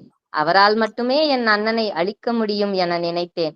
என் அண்ணாவிற்கும் உன் பதிக்கும் பகைமையை ஏற்பட வேண்டும். சூழ்ச்சி செய்தேன். உன்னை பகடையாக இருவர் மத்தியிலும் நிறுத்தினேன். என் சபதத்தை நிறைவேற்றினேன். ராவணன், அவன் வித்து இந்திரஜித், அச்சகுமாரன் உட்பட அவன் விதைகள் அனைத்தையும் இந்த யுத்தத்தின் மூலம் அழித்தேன். என் மனக்குமுறல் ஓய்ந்தது. என் நெஞ்சமெல்லாம் இப்பொழுது உவகை கொள்கிறது. சூர்பனகா, தாங்கள் மெய்யாகவே உளமாற உவகையாக உள்ளீர்களா? தேவி, என் பதியை அழித்தவனை அழித்ததில் மனம் உவகை கொள்கிறது. ஆனால் அதில் அமைதி இல்லை. என் கணவர் இல்லாத இவ்வுலகில் எனக்கு என்ன உள்ளது? எப்பொழுது என் மனதிற்கு சாந்தம் ஏற்படும்?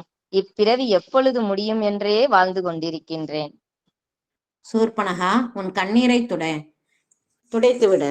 நடந்த பேரழிவுகளுக்கு நீதான் காரணம் என உலகம் உன்னை தூற்றலாம். ஆனால் ஒரு பெண்ணாக உனக்கு நேர்ந்த அவமானத்தையும் உன் குலம் அழிந்த சோகத்தையும் கண்டு என் மனம் பதறுகிறது. காமமும் ஆத்திரமும் அரக்கர் குலத்துக்கே உரிய அகந்தையும் உன்னை ஆட்கொண்டதால் நீ தவறிழைத்தாய். அதற்கான மிக கொடூரமான தண்டனையை உன் மனத்தாலும் உடலாலும் அனுபவித்து விட்டாய். உன்னிடம் ஒரு நல்ல குணம் உள்ளது. எது தெரியுமா? நீ எதையும் மறைக்க தெரியாதவள். உனக்கு ஒருவரை பிடித்தது. அதை நேராக சென்று வெளிப்படுத்தினாய். நிராகரிப்பை தாங்க முடியாமல் கோபப்பட்டாய். இந்த வெளிப்படையான குணம்தான் இலங்கையின் ரகசிய பக்கங்களை வெளிக்கொண்டு வந்தது. பழிவாங்கும் நெருப்பு உன் குலத்தோடு சேர்ந்து உன் கோபத்தையும் சாம்பலாக்கியிருக்கும் என்று நம்புகிறேன். இலங்கையில் புதிய மன்னராக விபீஷணர் அரியணை ஏறி இருக்கிறார். இனி அங்கே அரக்கர்களின் அநீதி இருக்காது. நீயும் ஒரு புதிய பெண்ணாக தர்மத்தின் வழியில் உன் வாழ்வை தொடங்கு. உன் மனக்காயம் ஆறும். உன் வாழ்விடம் அமைதி திரும்பும். அடுத்த யுகத்தில் திரிவர்கா என்னும் நாமத்தில் வாழ்ந்து கண்ணனால் ஆட்கொள்ளப்பட்டு திருநாடு அடைவாயாக. தேவி, தங்கள் கருணையே கருணை. நான் என் சுயநலத்திற்காக தங்களுக்கு ஆற்ற முடியாத தீங்கிழைத்தாலும் உங்களின் மேன்மையான குணத்தால் இந்த ஈனப்பிறவிக்கு நல்வார்த்தையும் நல்வாழ்த்தும் கூறினீர்கள். உங்களுக்கு அனைத்து மங்களங்களும் உண்டாக வேண்டும். தேவி, நீ வாழ்க. நின் குலம் தலைத்து ஓங்குக. அவளும் பெண்தானே என்ற எண்ணம் எழும்படியான உரையாடல் புது கோணத்தில் பார்த்து இங்கு அதை பகிர்ந்தமைக்கு பாராட்டுகள். இறுதி முத்தாய்ப்பாக வரும் பெண். இவர் அரக்கர் குலம் ஆனாலும் அன்பு மனம் கொண்டவள். கைரேகை போல் தனித்துவம் பெற்றவள். ஆம், அவளே திரிசடை. ராமாயணத்தில் இவளும் சீதையும் உரையாடினாலும் இன்று நம்மிடையே என்ன பேச போகிறார்கள்? அதையும் தான் பார்ப்போமே, வாருங்கள். திரிசடையாக திருமதி நிவேதிதா பிரபு அவர்கள். சீதாமா, என்ன சிந்தனையில் உள்ளீர்? வேற என்ன சிந்தனை எனக்கு? எப்போது என் நாதர் வருவார் என்று நினைப்புதான். ராமபிரான் பராக்கிரமசாலி. வராமல் என்ன, அவசியம் வருவார். திரிசடை, நான் உன்னிடம் ஒன்று கேட்க நினைத்தேன். நீயோ ராவணனின் தம்பி விபீஷணனின் மகள், அரக்கர் குலத்தைச் சேர்ந்தவள். அப்படி இருக்க அசோகவனத்தில் மற்ற அரக்கிகள் என்னை எவ்வாறெல்லாம் மிரட்டினார்கள், சுடு சொல்லால் என்னை துன்புறுத்தினார்கள். அப்படி இருக்க நீ மட்டும் என் மீது மிகுந்த பாசம் காட்டி எனக்காக அரணாக நின்றாயே, ஏன் திரிஜடை? தேவி, பிறப்பால் நான் அரக்கி என்றாலும் என் தந்தையின் தர்ம குணமே என்னிடமும் இருந்ததம்மா. அசோகவனத்தில் நான் தங்களை ஒரு கைதியாக பார்க்கவில்லை, கற்பின் வடிவமான ஒரு தெய்வமாகவே பார்த்தேன். உலகையே நடுங்க வைக்கும் ராவணனின் அச்சுறுத்தல்கள், இங்கு உள்ள ராட்சசிகளின் தீயை உமிழும் வார்த்தைகள், அந்தோ சொல்லொன்னா துயரின் மத்தியிலும் தங்கள் ராமனை மட்டுமே நினைத்து கொண்டிருந்தீர்களே. உங்களுடைய மன உறுதி என்னை தங்களுக்கே அடிமையாக்கியது சீதாம்மா. உங்களுக்கு சேவை செய்வதை நான் என் தர்மமாகவே கருதுகிறேன். மற்றும் ஒரு சிறப்பான தருணம், அதையும் வினவுகிறேன் கேள். ஒரு நாள் இரவு வேளையில் நான் நம்பிக்கை இழந்து என் கூந்தலால் தூக்கிட்டு உயிரை மாய்த்து கொள்ள துணிந்தேன். அப்போது என்னை தடுத்து நீ கண்ட கனவை சொன்னாய். நீங்கள் உயிர் பிரிந்தால் அதை ராமர் எப்படி தாங்கிக் கொள்வார் என்று வினவினாய். அதை கூட என்னால் சிந்திக்க முடியாத நிலையில் இருந்தேன். ஆனால் உண்மையை சொல், அது நீ நிஜமாகவே கண்ட கனவா, அல்லது என்னை வாழ வைக்க நீ சொன்ன ஆறுதல் வார்த்தையா திரிஜடை? அஹோ பாக்யம்! அந்த கனவு எனக்கு கிடைத்த பெரும் பேறு தாயே. அது வெறும் ஆறுதலுக்கு சொன்னவை அல்ல, என் பக்திக்கு இறைவன் காட்டிய தீர்க்க தரிசனமாகவே நான் கருதுகிறேன். ஆஹா, அந்த கனவு இன்றும் என் கண்ணெதிரேயே நிலை கொண்டுள்ளது. ராமபிரான் வெள்ளை யானை பூட்டிய ரதத்தில் கம்பீரமாக வருகிறார். தங்களை கரம் பிடித்து ஏற்றுகிறார். ராவணன் தலை கீழாக விழுந்து அழிவது போன்ற காட்சிகள் இலங்கை முழுவதும் அழிவின் ஓலம் என் அகக்கண்ணில் தெரிந்தன. நீங்கள் உயிரை விட துணிந்த அந்த இக்கட்டான நேரத்தில் விதியின் இந்த செய்தியை உங்களிடம் சேர்த்து தங்களுக்கு நம்பிக்கையூட்டவே இறைவன் என்னை அங்கே ஒரு கருவியாக்கினான் என்று நம்புகிறேன் அம்மா. இந்த ஒரு தருணம் எனக்கு மறுபிறவி ஏற்பட்ட உணர்வு மகளே. அதுதான் இது. யுத்த களத்தில் ராமலட்சுமணர்கள் நாகபசத்தால் கட்டுண்டு கிடந்த போது ராவணன் என்னை புஷ்ப விமானத்தில் உன்னுடன் ஏற்றிக்கொண்டு அந்த காட்சியை காட்டி என் மனதை உடைக்க முயன்றான். அவர்கள் வரப்போவதில்லை என்று என்னை பார்த்து ஏளனமாக பேசினான். அப்போதும் நீயே ரகசியம் உரைத்து என்னை மனதளவில் உயிர்ப்பித்தாய். நீ உன் குலத்திற்கு எதிராக எனக்கு உதவினாயே, உனக்கு பயம் வரவில்லையா? ஆம் மாதா, அந்த புஷ்பக விமானம் சுமங்கலியாக இருப்பவர்களை ஏற்றக்கூடியது. ஆதலால் நீங்கள் அதில் இருக்கிறீர்கள் என்றால் ராமர் நலமாக உள்ளார் என்றுதானே அர்த்தம். நான் இந்த உண்மையை உரைத்ததும் பூமி பிராட்டியான தங்கள் முகத்தில் ஒரு அழகான தேஜஸ், தங்கள் மனம் சாந்தமடைந்தது. அதை கண்டு நான் மிகவும் ஆனந்தமடைந்தேன் அம்மா. பின் என்ன வினவினீர்கள்? பயமா? இருந்தது தேவி. ராவணனுக்கு தெரிந்தால் என் தலை உருளும் என்று தெரிந்தேதான் செய்தேன். ஆனால் தாங்கள் அழும்போது தர்மம் அழுவது போல் எனக்கு தோன்றியது. அநீதியின் பக்கம் என் குலம் இருந்தாலும் நியாயப்படி ஒரு பெண்ணின் மாங்கல்யத்தை காக்கும் கடமை எனக்கு இருப்பதாகவே உணர்ந்தேன். என் உயிரை விட தர்மமே எனக்கு பெரிதாக தெரிந்தது. அது மட்டுமல்லாமல் என் தந்தை ராமபிரானின் சிறப்புகளையும் பராக்கிரமங்களையும் சொல்லியே என்னை வளர்த்தார். அதனால் தான் என்னமோ எனக்கு ராமபிரான் மீது மிகுந்த பக்தியும் தங்கள் மீது அதீத அன்பும் இயற்கையாகவே அமைந்ததம்மா. அதை நான் என் பாக்கியமாகவே கருதுகிறேன். ஒரு சுவாரஸ்யமான நிகழ்வு சொல்கிறேன், கேளுங்கள். ஒருமுறை நான் தங்கள் மீது உள்ள பக்தியால் ராம என்ற வாசகத்தை என் அறை முழுவதும் எழுதியிருந்தேன். அதை இந்த அரக்கிகள் இருக்கிறார்களே ராவணனிடம் போய் சொல்லிவிட்டார்கள். அச்சோ, பின் என்ன ஆயிற்று? என்ன ஆயிற்றா? அதை தெரிந்ததும் என் பெரியப்பா கோபம் கொண்டு வெகுண்டெழுந்து என் அறையில் வந்து பார்த்தார். என்ன திரிசடை, ராம என்று எழுதியிருக்கிறாய்? உன்னை நான் சீதாவிற்கு காவலாக இருக்க சொன்னால் நீ அந்த ராமனின் பெயரை உன் அறை முழுதும் எழுதியிருக்கிறாயா? என்ன விசுவாசம் இடம் மாறுகிறது என்று மிகுந்த கோபத்துடன் கேட்டார். தாயே, நாம் அறத்தின் வழி நடக்கப் போவது என்று ஆயிற்று. பின் இதற்கெல்லாம் பயந்தால் ஆகுமா என்ன? நான் என்ன செய்தேன் தெரியுமா? பெரியப்பா, ராம என்றால் ராமபிரான் அல்ல, உங்கள் பெயர் தான் பெரியப்பா, ராவணன். அதிலோடு பெரியம்மா பெயர் என்ன? மண்டோதரி. ராம என்பதை தான் எழுதி உள்ளேன் என்று சொன்னேன். உங்களை தவிர வேறு கண்கண்ட தெய்வமும் உண்டோ பெரியப்பா என்று சொன்னதுதான் தாமதம். என்ன ஒரு ஆனந்தம் அவரின் முகத்தில்! அப்படியே கிளம்பி விட்டார். இப்படித்தான் அம்மா நான் என்னுடைய பயத்தை எல்லாம் வெளியில் காட்டாமல் நடித்து கொண்டிருக்கிறேன். சரிதான், இவர்களிடம் இப்படி நடந்து கொள்வதே உசிதம். இப்போதாவது நீங்கள் கொஞ்சம் நன்றாகவே சிரிக்கலாமே அம்மா. உங்கள் முகத்தில் அந்த பூக்கும் புன்னகையை காணவே நான் இப்படியெல்லாம் உங்களிடம் உரையாடி கொண்டிருக்கிறேன்.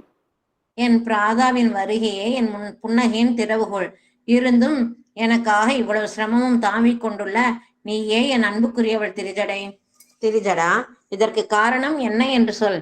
யுத்த முடிவில் என்னை சித்திரவதை செய்த அரக்கிகளை ஹனுமன் வதம் செய்ய முற்பட்ட போது நீ ஏன் அதை தடுக்கவில்லை? உன் குலப்பெண்கள் அழிந்து போவார்கள் என்று அறிந்தும் ஏன் அமைதியாக இருந்தாய்? அவர்கள் தண்டனைக்கு உரியவர்கள் தானே அம்மா. குலம் ஒன்றாக இருந்தாலும் நாம் என்றும் தர்ம வழியிலும் எல்லா உயிர்களிடமும் அன்பு செலுத்த வேண்டும் என்ற எண்ணத்தில் இருக்க வேண்டும் அல்லவா? இவர்கள் அப்படியெல்லாம் நடந்து கொண்டார்கள், என்னவெல்லாம் செய்தார்கள். இதெல்லாம் இந்த இலங்கையின் மக்களுக்கு என்று புரிவது? அவர்களுக்கு தண்டனை தேவையே தாயே. அப்படியல்ல திரிஜடே, அவர்களின் தலைவன் வழியில் பிரஜைகள், அவ்வளவே.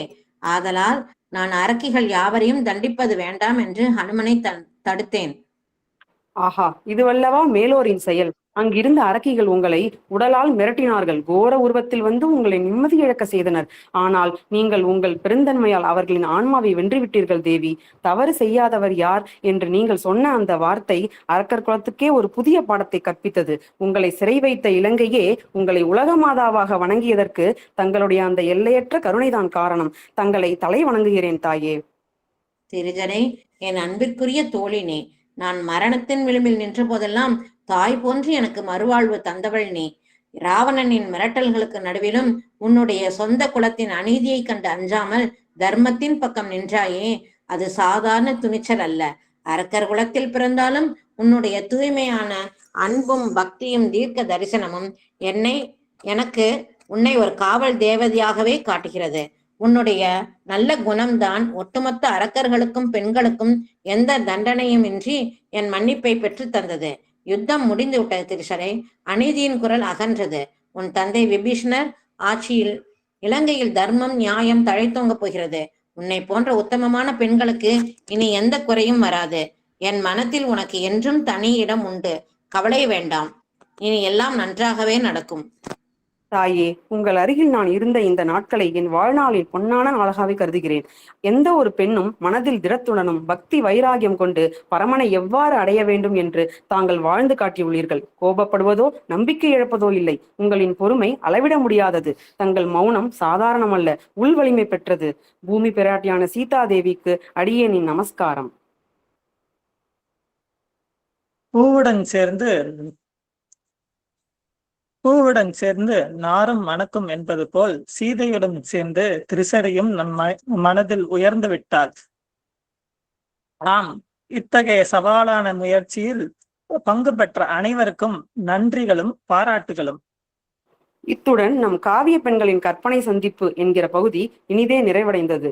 தோழியர்களே, ஜெகன்மாதாவான சீத்தையின் கதைகளை வெவ்வேறு கோணத்திலும் காவிய பெண்களின் கற்பனை சந்திப்பின் சிறப்புகளையும் இதுவரை அனுபவித்தோம். பெண்ணாகிய நாமும் நம்முள் பலம் பொருந்தியவர்களாக மாறுவோம். மாதராக பிறந்ததில் மற்றற்ற மகிழ்ச்சி கொள்வோம். இவ்வளவு நேரம் பொறுமை காத்து நிகழ்ச்சி சிறப்புற செய்த அனைவருக்கும் நன்றி. அடியேன் ராதே கிருஷ்ணா.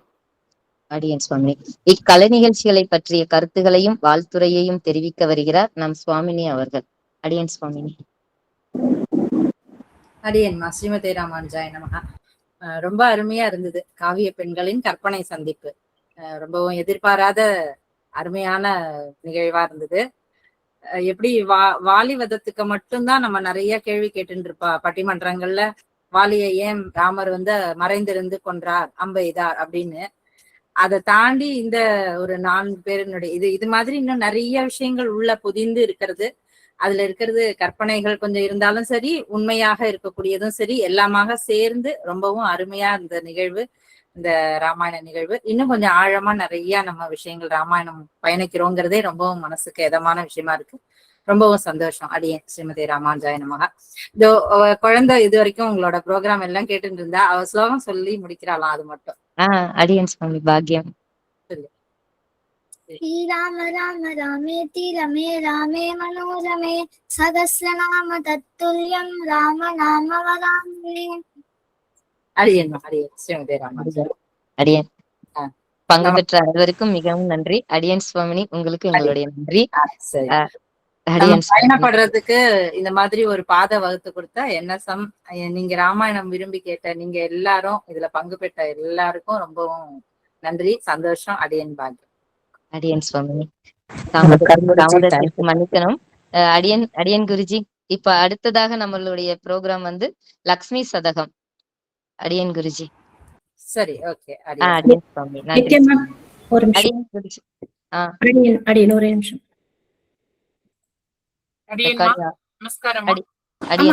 ஒரே நிமிஷம். எல்லாரும் மியூட்ல இருங்க மேம். நீங்க